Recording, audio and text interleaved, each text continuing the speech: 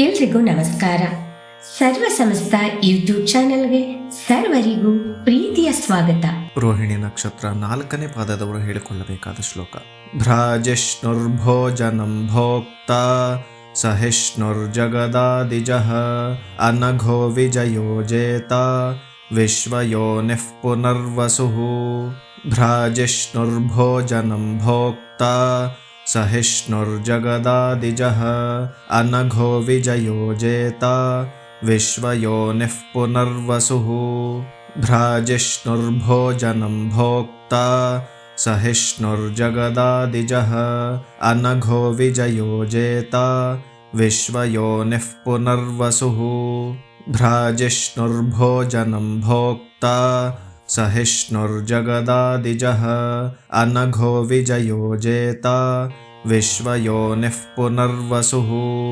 ಭ್ರಾಜಿಷ್ಣುರ್ಭೋಜನಂ ಭೋಕ್ತ ಸಹಿಷ್ಣುರ್ಜಗದಾದಿಜಃ ಅನಘೋ ವಿಜಯೋಜೇತ ವಿಶ್ವಯೋನಿಃ ಪುನರ್ವಸುಃ. ಭ್ರಾಜಿಷ್ಣುರ್ಭೋಜನಂ ಭೋಕ್ತ ಸಹಿಷ್ಣುರ್ಜಗದಾದಿಜಃ ಅನಘೋ ವಿಜಯೋಜೇತ ವಿಶ್ವಯೋನಿಃ ಪುನರ್ವಸುಃ. ಭ್ರಾಜಿಷ್ಣುರ್ಭೋಜನಂ ಭೋಕ್ತ ಸಹಿಷ್ಣುರ್ಜಗದಾದಿಜಃ ಅನಘೋ ವಿಜಯೋಜೇತ ವಿಶ್ವಯೋನಿಃ ಪುನರ್ವಸುಃ. ಭ್ರಾಜಿಷ್ಣುರ್ಭೋಜನಂ ಭೋಕ್ತ ಸಹಿಷ್ಣುರ್ಜಗದಾದಿಜಃ ಅನಘೋ ವಿಜಯೋಜೇತ ವಿಶ್ವಯೋನಿಃ ಪುನರ್ವಸುಃ. ಭ್ರಾಜಿಷ್ಣುರ್ಭೋಜನಂ ಭೋಕ್ತ ಸಹಿಷ್ಣುರ್ಜಗದಾದಿಜಃ ಅನಘೋ ವಿಜಯೋಜೇತ ವಿಶ್ವಯೋನಿಃ ಪುನರ್ವಸುಃ. ಭ್ರಾಜಿಷ್ಣುರ್ಭೋಜನಂ ಭೋಕ್ತ ಸಹಿಷ್ಣುರ್ಜಗದಾದಿಜಃ ಅನಘೋ ವಿಜಯೋಜೇತ ವಿಶ್ವಯೋನಿಃ ಪುನರ್ವಸುಃ. ಭ್ರಾಜಿಷ್ಣುರ್ಭೋಜನಂ ಭೋಕ್ತ ಸಹಿಷ್ಣುರ್ಜಗದಾದಿಜಃ ಅನಘೋ ವಿಜಯೋಜೇತ ವಿಶ್ವಯೋನಿಃ ಪುನರ್ವಸುಃ. ಭ್ರಾಜಿಷ್ಣುರ್ಭೋಜನಂ ಭೋಕ್ತ ಸಹಿಷ್ಣುರ್ಜಗದಾದಿಜಃ ಅನಘೋ ವಿಜಯೋಜೇತ ವಿಶ್ವಯೋನಿಃ ಪುನರ್ವಸುಃ. ಭ್ರಾಜಿಷ್ಣುರ್ಭೋಜನಂ ಭೋಕ್ತ ಸಹಿಷ್ಣುರ್ಜಗದಾದಿಜಃ ಅನಘೋ ವಿಜಯೋಜೇತ ವಿಶ್ವಯೋನಿಃ ಪುನರ್ವಸುಃ. ಭ್ರಾಜಿಷ್ಣುರ್ಭೋಜನಂ ಭೋಕ್ತ ಸಹಿಷ್ಣುರ್ಜಗದಾದಿಜಃ ಅನಘೋ ವಿಜಯೋಜೇತ ವಿಶ್ವಯೋನಿಃ ಪುನರ್ವಸುಃ. ಭ್ರಾಜಿಷ್ಣುರ್ಭೋಜನಂ ಭೋಕ್ತ ಸಹಿಷ್ಣುರ್ಜಗದಾದಿಜಃ ಅನಘೋ ವಿಜಯೋಜೇತ ವಿಶ್ವಯೋನಿಃ ಪುನರ್ವಸುಃ. ಭ್ರಾಜಿಷ್ಣುರ್ಭೋಜನಂ ಭೋಕ್ತ ಸಹಿಷ್ಣುರ್ಜಗದಾದಿಜಃ ಅನಘೋ ವಿಜಯೋಜೇತ ವಿಶ್ವಯೋನಿಃ ಪುನರ್ವಸುಃ. ಭ್ರಾಜಿಷ್ಣುರ್ಭೋಜನಂ ಭೋಕ್ತ ಸಹಿಷ್ಣುರ್ಜಗದಾದಿಜಃ ಅನಘೋ ವಿಜಯೋಜೇತ ವಿಶ್ವಯೋನಿಃ ಪುನರ್ವಸುಃ. ಭ್ರಾಜಿಷ್ಣುರ್ಭೋಜನಂ ಭೋಕ್ತ ಸಹಿಷ್ಣುರ್ಜಗದಾದಿಜಃ ಅನಘೋ ವಿಜಯೋಜೇತ ವಿಶ್ವಯೋನಿಃ ಪುನರ್ವಸುಃ. ಭ್ರಾಜಿಷ್ಣುರ್ಭೋಜನಂ ಭೋಕ್ತ ಸಹಿಷ್ಣುರ್ಜಗದಾದಿಜಃ ಅನಘೋ ವಿಜಯೋಜೇತ ವಿಶ್ವಯೋನಿಃ ಪುನರ್ವಸುಃ.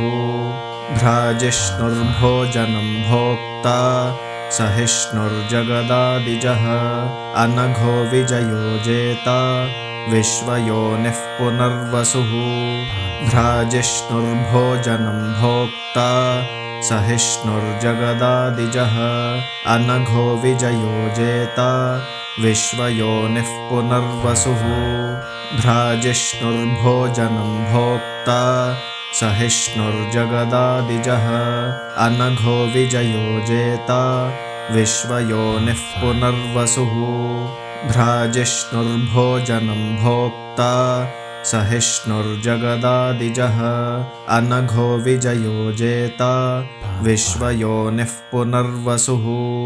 ಭ್ರಾಜಿಷ್ಣುರ್ಭೋಜನಂ ಭೋಕ್ತ सहिष्णुर्जगदादिजः अनघो विजयो जेता विश्वयोनिः पुनर्वसुः भ्राजिष्णुर्भोजनं भोक्ता सहिष्णुर्जगदादिजः अनघो विजयो जेता विश्वयोनिः पुनर्वसुः भ्राजिष्णुर्भोजनं भोक्ता सहिष्णुर्जगदादिजः अनघो विजयो जेता विश्वयोनिः पुनर्वसुः भ्राजिष्णुर्भोजनं भोक्ता सहिष्णुर्जगदादिजः अनघो विजयो जेता विश्वयोनिः पुनर्वसुः भ्राजिष्णुर्भोजनं भोक्ता सहिष्णुर्जगदादिजः अनघो विजयो जेता विश्वयोनिः पुनर्वसुः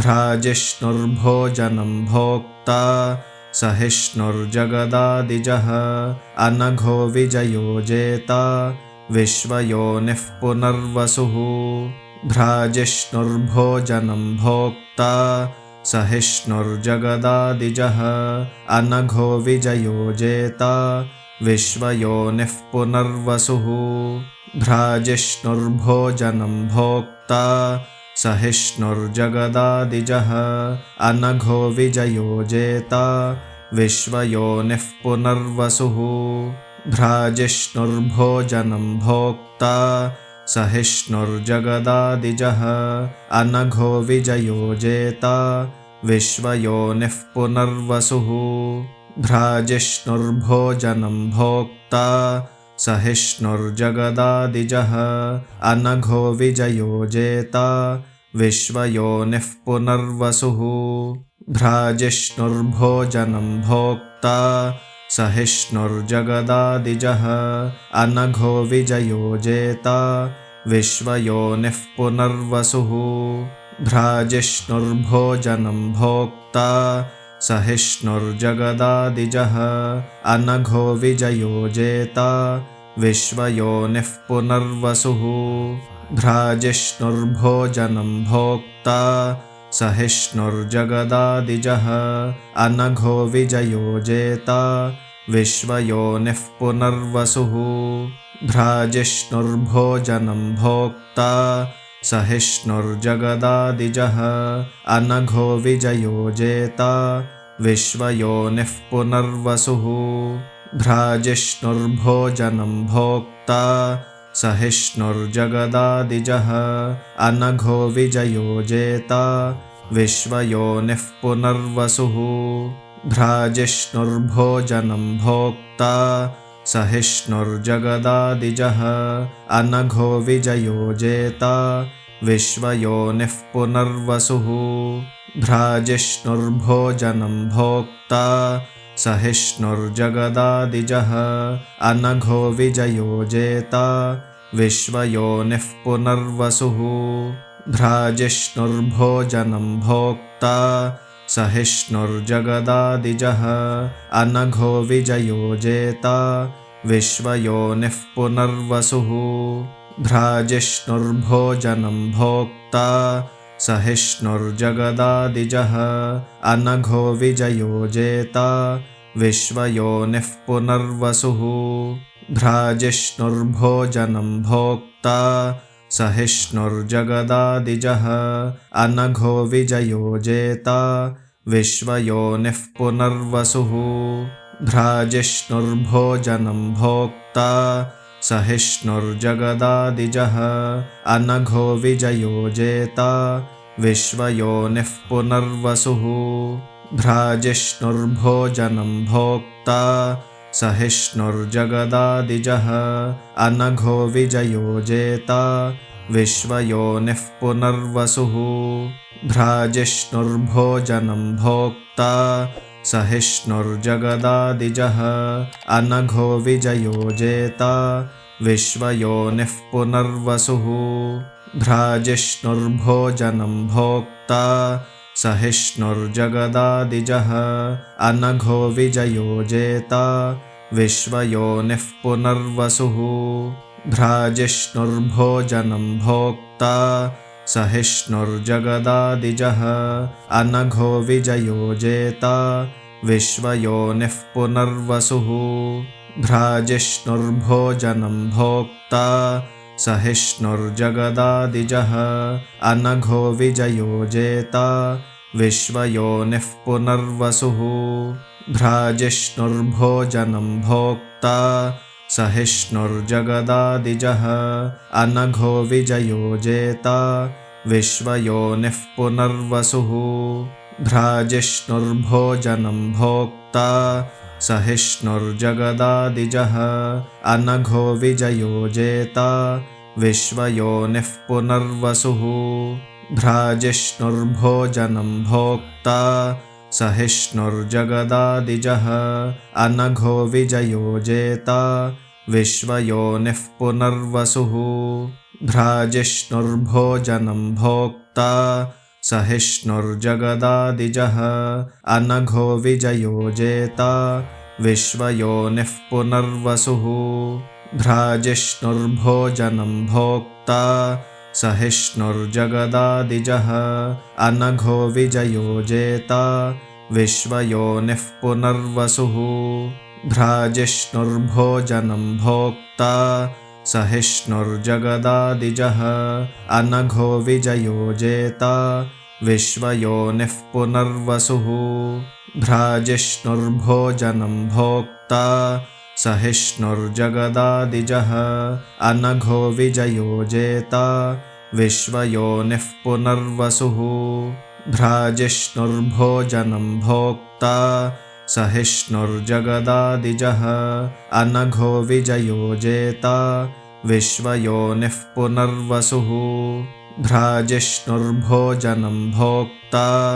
सहिष्णुर्जगदादिजः अनघो विजयो जेता विश्वयोनिः पुनर्वसुः भ्राजिष्णुर्भोजनं भोक्ता सहिष्णुर्जगदादिजः अनघो विजयो जेता विश्वयोनिः पुनर्वसुः भ्राजिष्णुर्भोजनं भोक्ता सहिष्णुर्जगदादिजः अनघो विजयो जेता विश्वयोनिः पुनर्वसुः भ्राजिष्णुर्भोजनं भोक्ता सहिष्णुर्जगदादिजः अनघो विजयो जेता विश्वयोनिः पुनर्वसुः भ्राजिष्णुर्भोजनं भोक्ता सहिष्णुर्जगदादिजः अनघो विजयो जेता विश्वयोनिः पुनर्वसुः भ्राजिष्णुर्भोजनं भोक्ता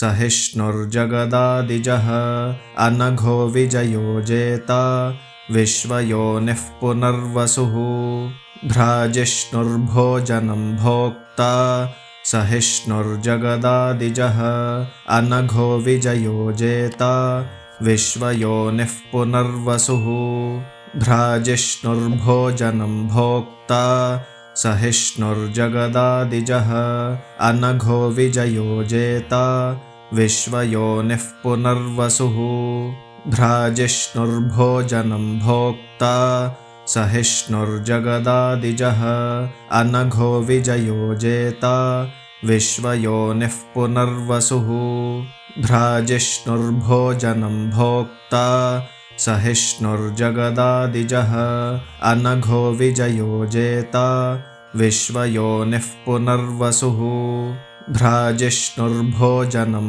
भोक्ता सहिष्णुर्जगदादिजः अनघो विजयो जेता विश्वयोनिः पुनर्वसुः भ्राजिष्णुर्भोजनं भोक्ता सहिष्णुर्जगदादिजः अनघो विजयो जेता विश्वयोनिः पुनर्वसुः भ्राजिष्णुर्भोजनं भोक्ता सहिष्णुर्जगदादिजः अनघो विजयो जेता विश्वयोनिः पुनर्वसुः भ्राजिष्णुर्भोजनं भोक्ता सहिष्णुर्जगदादिजः अनघो विजयो जेता विश्वयोनिः पुनर्वसुः भ्राजिष्णुर्भोजनं भोक्ता सहिष्णुर्जगदादिजः अनघो विजयो जेता विश्वयोनिः पुनर्वसुः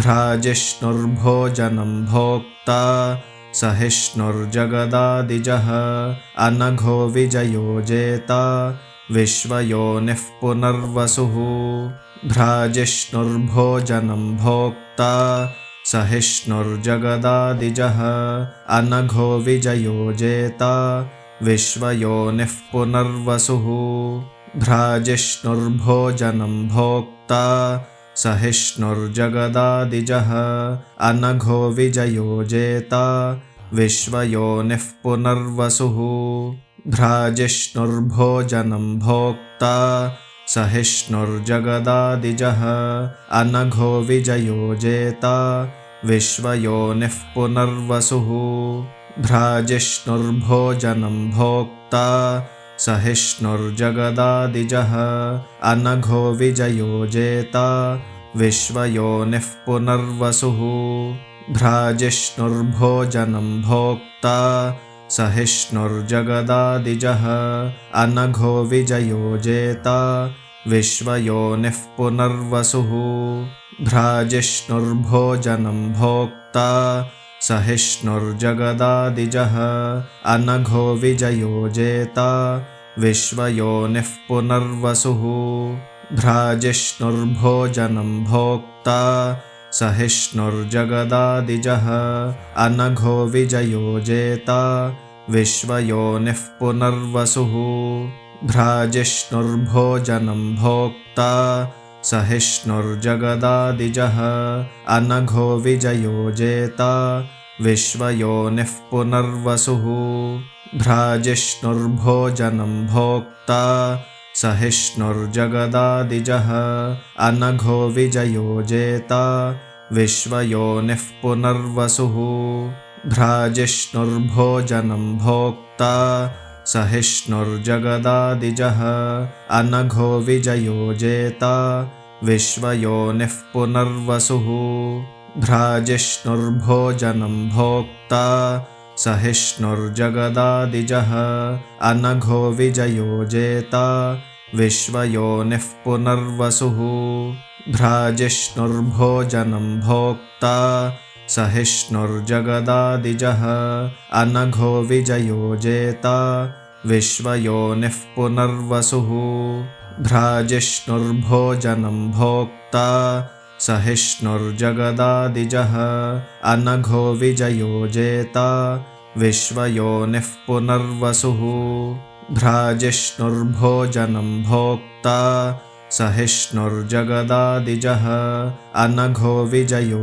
जेता विश्वयोनिः पुनर्वसुः भ्राजिष्णुर्भोजनं भोक्ता सहिष्णुर्जगदादिजः अनघो विजयो जेता विश्वयोनिः पुनर्वसुः भ्राजिष्णुर्भोजनं भोक्ता सहिष्णुर्जगदादिजः अनघो विजयो जेता विश्वयोनिः पुनर्वसुः भ्राजिष्णुर्भोजनं भोक्ता सहिष्णुर्जगदादिजः अनघो विजयो जेता विश्वयोनिः पुनर्वसुः भ्राजिष्णुर्भोजनं भोक्ता सहिष्णुर्जगदादिजः अनघो विजयो जेता विश्वयोनिः पुनर्वसुः भ्राजिष्णुर्भोजनं भोक्ता सहिष्णुर्जगदादिजः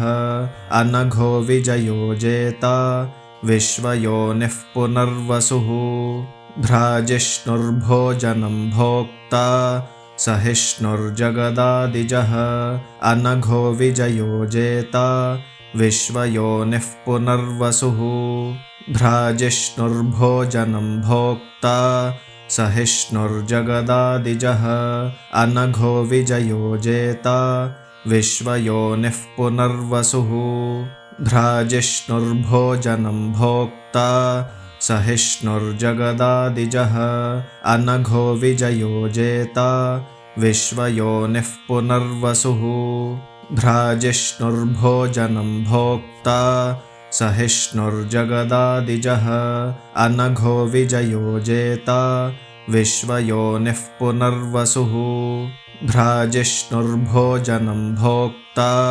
सहिष्णुर्जगदादिजः अनघो विजयो जेता विश्वयोनिः पुनर्वसुः भ्राजिष्णुर्भोजनं भोक्ता सहिष्णुर्जगदादिजः अनघो विजयो जेता विश्वयोनिः पुनर्वसुः भ्राजिष्णुर्भोजनं भोक्ता सहिष्णुर्जगदादिजः अनघो विजयो जेता विश्वयोनिः पुनर्वसुः भ्राजिष्णुर्भोजनं भोक्ता सहिष्णुर्जगदादिजः अनघो विजयो जेता विश्वयोनिः पुनर्वसुः भ्राजिष्णुर्भोजनं भोक्ता सहिष्णुर्जगदादिजः अनघो विजयो जेता विश्वयोनिः पुनर्वसुः भ्राजिष्णुर्भोजनं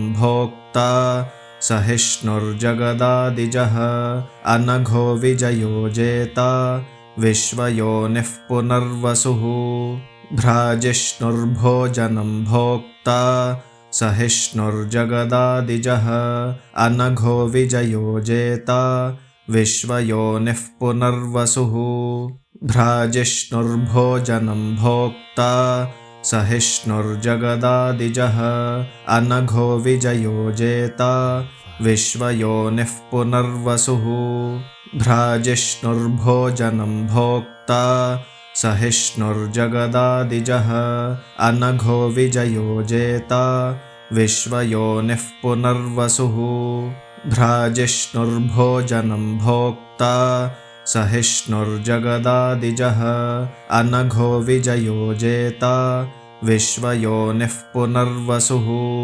भ्राजिष्णुर्भोजनं भोक्ता सहिष्णुर्जगदादिजः अनघो विजयो जेता विश्वयोनिः पुनर्वसुः भ्राजिष्णुर्भोजनं भोक्ता सहिष्णुर्जगदादिजः अनघो विजयो जेता विश्वयोनिः पुनर्वसुः भ्राजिष्णुर्भोजनं भोक्ता सहिष्णुर्जगदादिजः अनघो विजयो जेता विश्वयोनिः पुनर्वसुः भ्राजिष्णुर्भोजनं भोक्ता सहिष्णुर्जगदादिजः अनघो विजयो जेता विश्वयोनिः पुनर्वसुः भ्राजिष्णुर्भोजनं भोक्ता सहिष्णुर्जगदादिजः अनघो विजयो जेता विश्वयोनिः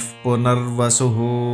ದಯವಿಟ್ಟು ಈ ಎಲ್ಲಾ ಶ್ಲೋಕಗಳನ್ನು ದಿನನಿತ್ಯ ಅಭ್ಯಾಸ ಮಾಡುತ್ತಾ ನಿಮ್ಮ ಬಂಧು ಬಾಂಧವರೊಂದಿಗೆ ಈ ವಿಡಿಯೋನ ಹಂಚಿಕೊಳ್ಳಿ. ಈ ವಿಡಿಯೋನ ನೋಡ್ತಾ ಇರುವಂತ ಎಲ್ಲರೂ ದಯವಿಟ್ಟು ಲೈಕ್ ಮಾಡಿ, ಶೇರ್ ಮಾಡಿ, ಕಮೆಂಟ್ ಮಾಡಿ. ಹೊಸದಾಗಿ ನೋಡ್ತಾ ಇದ್ರೆ ದಯವಿಟ್ಟು ಸಬ್ಸ್ಕ್ರೈಬ್ನ ಮಾಡ್ಕೊಳ್ಳಿ. ಧನ್ಯವಾದಗಳು. ನಮಸ್ಕಾರ. ಸರ್ವೇ ಜನಾಃ ಸುಖಿನೋ ಭವಂತು. ಸಮಸ್ತ ಸನ್ಮಂಗಳಾನಿ ಭವಂತು.